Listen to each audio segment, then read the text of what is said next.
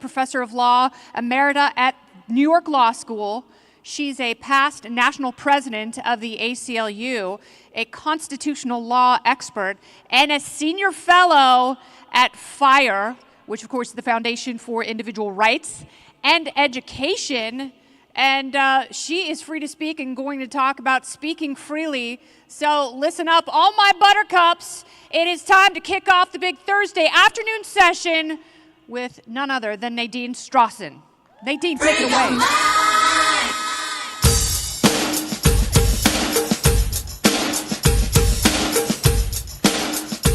Thank you so much, Kennedy, for that wonderful introduction, and many thanks to all of you for that warm welcome. I am absolutely thrilled to be speaking about the most important topic in the world, free speech, to the most important audience in the world, namely supporters of free speech. Now, why is free speech so important? This should go without saying, right? Unfortunately, in today's climate, we find increasing skepticism at best, hostility at worst toward free speech, including in sectors of society that traditionally and essentially have been most supportive of free speech, including academia, including journalism, including publishing, including librarianship, including entertainment. So for this reason, even though, as Kennedy says, I've been a civil libertarian and human rights advocate, advocating all fundamental freedoms for all people, starting about 6 years ago, I pretty much gave up talking about everything else because it became so clear to me that the pressures on our most important freedom were increasing illiberalism from both ends of the ideological spectrum, and that I therefore had to focus on this most important topic. Now, why are you the most important audience in the world? I think it is because, I hope I'm right about this, I think you all support free speech, but I want to take a survey, and I'll let you exercise your free speech rights.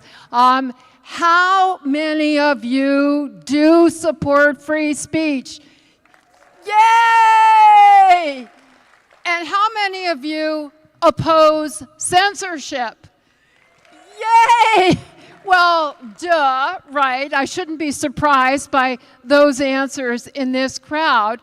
But what may surprise you is your answers are typical.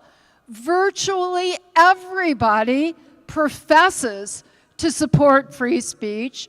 Virtually everybody professes to oppose censorship, even those who are strongly advocating for censorship.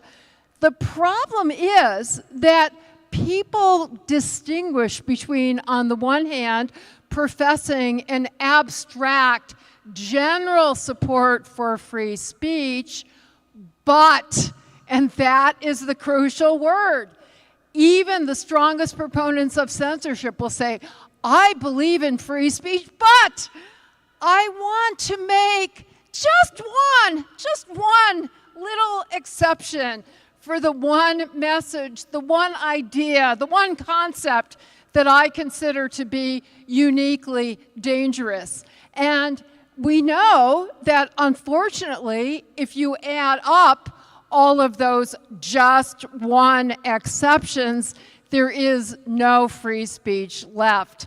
Many years ago, one of my friends, who was then the executive director of the National Coalition Against Censorship, Leanne Katz, put this very well. She said, you know, Nadine, everybody has his or her Skokie.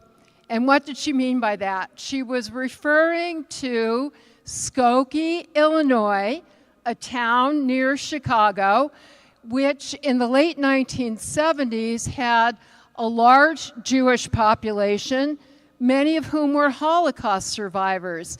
And the organization that I subsequently became president of, the ACLU, famously or infamously, depending on your perspective, came to the defense of the free speech rights of a group of neo-Nazis to demonstrate in Skokie. Now, this was a hands-down winner in the courts of law. The case went all the way up to the United States Supreme Court, and the Supreme Court actually said that the Nazis' free speech rights, advocated by the ACLU, should prevail even without receiving briefs or hearing an oral argument. Why? Because this is what the Supreme Court has called the bedrock principle of free speech: viewpoint neutrality or content neutrality.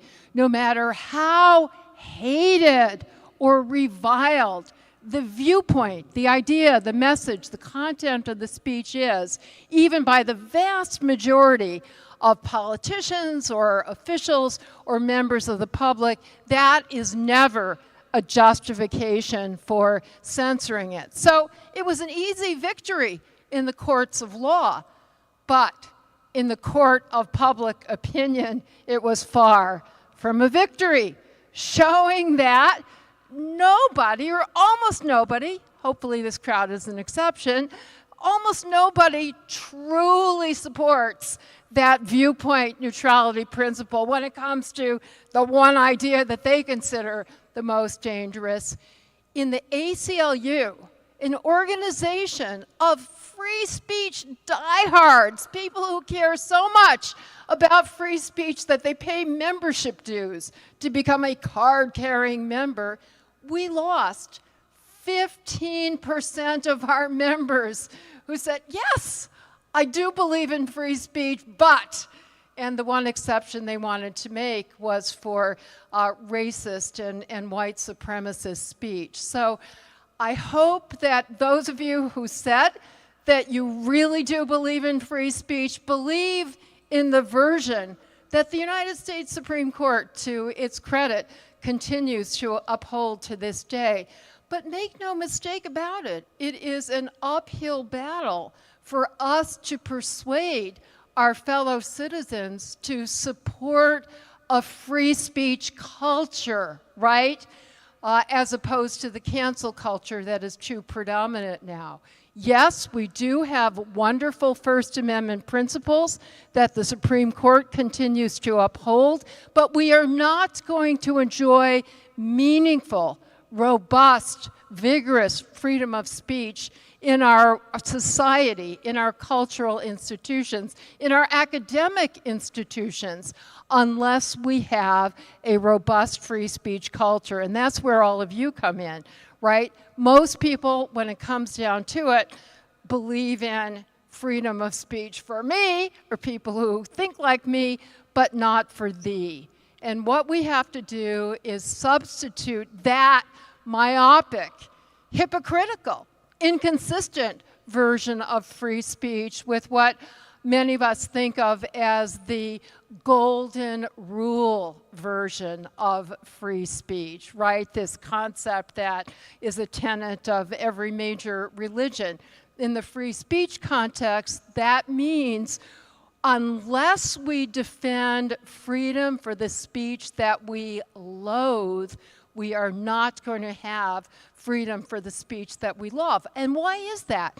That's because the concepts that are thrown out there as supposedly justifying censorship for this one idea that we consider uniquely dangerous, these concepts are all inherently subjective. Think about it. Today, everywhere I speak, the most common cries for censorship are on the basis of disinformation, hate speech, extremist speech. All of those concepts are inevitably, inherently subjective. One person's hated idea is somebody else's cherished idea. One person's disinformation is somebody else's cherished truth, and so forth. I could give you countless examples, but one that comes to mind is the fairly recent resurgence of the Black Lives Matter movement. Many people consider it to be a really important